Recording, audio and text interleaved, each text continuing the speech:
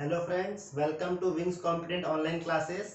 आज का जो हमारा टॉपिक है वो जेई मेंस से रिलेटेड है। जेई मेंस 2020 का जो पेपर था, जो आपका 7 जैन को मॉर्निंग शिफ्ट में हुआ था, आज उसके क्वेश्चंस का अपन सॉल्यूशंस देखेंगे। ठीक है, तो इसमें क्वेश्चन नंबर 53 था, जो 7 जैन को आपका हुआ था मॉर्निंग शिफ्ट में। उसमें क्वेश्चन आया था जिसको अपन यहाँ पर सॉल्व करेंगे आज। उसमें क्या दिया था, द ग्रेटेस्ट पॉजिटिव इंटीजर के for which 49 to the power k plus 1 is a factor of the sum 49 to the power 125 plus 49 to the power 124 and up to 49 to the power 2, 49 to the power 1 और 1 मतलब 49 to the power 0 अपन ले सकते हैं। ठीक है, तो यहां पर आपको एक चीज ध्यान देना है, क्वेश्चन को यहां पर आपको बोला है 49 to the power k is a factor. Okay, factor मतलब क्या होता है, जो किसी के मल्टीपल फॉर्म में हो, ये अपने को पता है। चलिए, इस क्वेश्चन का सॉल्यूशन अपन ऐसा करेंगे कि ये पूरा बिगिनर से जो अपन तैयारी कर रहे हैं, जो स्टूडेंट तैयारी कर रहे हैं जीडब्ल्यू का, उसको बहुत अच्छे से समझ आए। ठीक है, तो सारे टॉपिक्स को अपन इसमें कवर करेंगे। ये बेसिकली क्लास 11th के टॉपिक का है, तो जो 11th में भी है और जेडब्ल्यू के लिए तैयारी कर रहे हैं उनके लिए भी काफी हेल्पफुल होने वाला है वीडियो। और जो 12th में है, जो जेडब्ल्यू का तैयारी कर रहे हैं, 11th के कुछ कॉन्सेप्ट अगर भूल गए हैं तो उनके लिए भी ये बहुत बेनिफिशियल होगा। ठीक है, तो सबसे पहले अपन को सीरीज में जाना है। सीरीज आपका क्या दिया, 49 to the power 125, 49 to the power 124 and 49 to the power 2, 49 to the power 1 और 49 टू द पावर 0। मतलब ये डिक्रीजिंग ऑर्डर में है और हर सेकेंड टर्म अपने प्रीवियस टर्म से 49 टाइम्स कम है। ठीक है, तो इसका एक जो कॉन्सेप्ट आता है, इसमें आपको ऑप्शन दिया हुआ है 32, 63, 65 एंड 60। ठीक है, तो इसका जो आपका एक ऑप्शन आता है, वो कॉन्सेप्ट आपका जो बनाएगा वो जीपी का कॉन्सेप्ट होता है। जीपी में क्या होता है आपके पास, जीपी अपन देखते हैं क्लास 11 का टॉपिक है, तो इसका आपका प्रोसेस होता है a into a r square into 8r to the cube up to so on. ठीक है, यहाँ पर हर वैल्यू मल्टीप्लाई के फॉर्म में है, 49 का पावर 125, उसका नेक्स्ट टर्म है 49 टू द पावर 124, तो 49 टाइम्स कम है, तो यहाँ पर भी मल्टीपल का फॉर्म है। ठीक है, क्योंकि यहाँ पर सम की बात किया है, तो सम ऑफ एन टर्म्स का फॉर्मूला अपन देखते हैं जीपी में क्या होता है। सम ऑफ एन टर्म्स का फॉर्मूला होता है आपका SN is equal to A into 1 minus R to the power N upon 1 minus R. ये स्पेसिफिकली कब रहता है, जब आर की वैल्यू 1 से कम होती है। ठीक है, दो फॉर्मूला होता है, एक वाला होता है आर से ग्रेटर देन रहता है, तब आपका बन जाता है R to the power N minus 1 upon R minus 1, और एक ये वाला फॉर्मूला जब आर की वैल्यू 1 से छोटी है। ठीक है, 1 से छोटी मतलब पॉइंट में हो सकती है। तो यहां पर हम देखते हैं ए आपका क्या होता है, फर्स्ट टर्म, यहां पर ये आपका जीपी का कॉन्सेप्ट है फर्स्ट टर्म। आर आपका होता है कॉमन रेशियो, तो ये दो चीज निकालते हैं।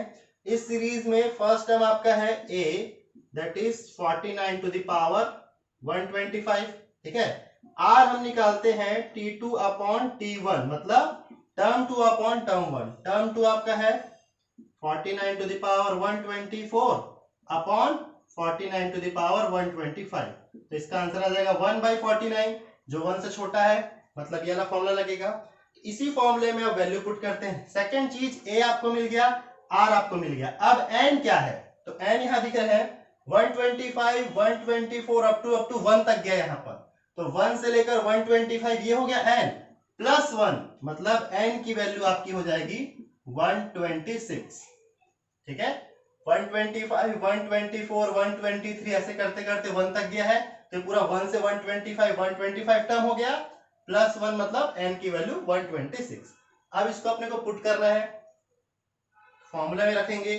a की वैल्यू आपका है 49 टू द पावर 125, ब्रैकेट में 1 माइनस r की वैल्यू 1/49, 1/49, इसका पावर है 126, n की वैल्यू अपॉन 1 माइनस 1/49, r की वैल्यू फिर से इसको सॉल्व करेंगे सिंपल, 49 टू द पावर 125, इसका ब्रैकेट ओपन करेंगे 1 का पावर 126 1 और 49 टू द पावर 126, इसका ब्रैकेट ओपन हुआ, और इसका एलसीएम लेंगे तो 49 1 अपॉन 49, 49 माइनस 1 अपॉन 49, इसका एलसीएम ले लेंगे 49, 125, ये हो जाएगा एलसीएम लेने पर 49 to the power 126 minus 1 upon 49 to the power 126, और इसका रेसिप्रोकल करेंगे तो 49/48।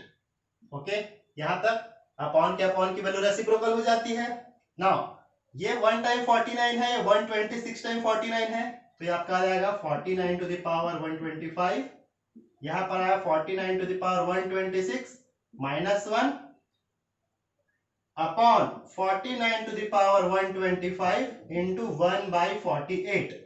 ओके, ये यहाँ पर पावर 1 था, यहाँ पर 126, तो 1 टाइम कैंसिल हो जाएगा। सेकंड चीज क्या दिख रहा है, मल्टीपल में है, तो 49 टू द पावर 125 और 49 टू द पावर 125 यहाँ पे कैंसिल हो जाएगा। तो यहाँ पर आपका जो आ रहा है 49 टू द पावर 126 माइनस 1/48।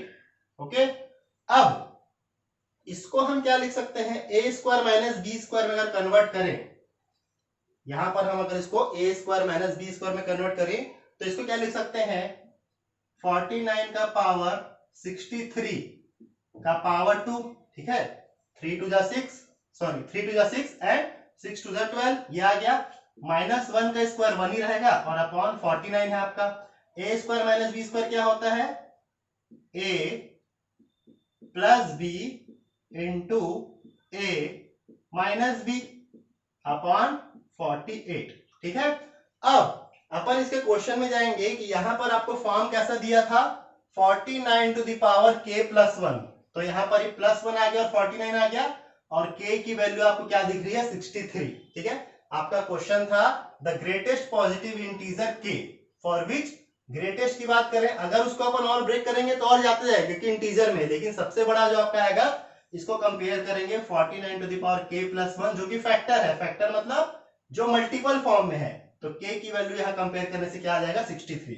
तो इस क्वेश्चन का आंसर आपका 63 आएगा। ठीक है, सिंपल है, आपका क्लास 11 का टॉपिक जीपी है, जिसमें एक फॉर्मूला लगा है, r की वैल्यू लेस देन 1 होती है तो फॉर्मूला अलग होता है, और r की वैल्यू अगर ग्रेटर देन 1 होती है तो फॉर्मूला अलग होता है, उसके हिसाब से सिंपल कैलकुलेशन में यहाँ पर बनाना है। ठीक है, बहुत ही डिटेल में अपन समझे इस क्वेश्चन को, तो क्लास 11 और क्लास 12 दोनों ही कैंडिडेट्स के लिए बहुत ज्यादा यूजफुल रहेगा। ओके, आने वाली वीडियो में हम और भी इसके सारे क्वेश्चंस को डिस्कस करेंगे, सो आप जुड़े रहिए हमारे चैनल के साथ, तब तक ले थैंक यू।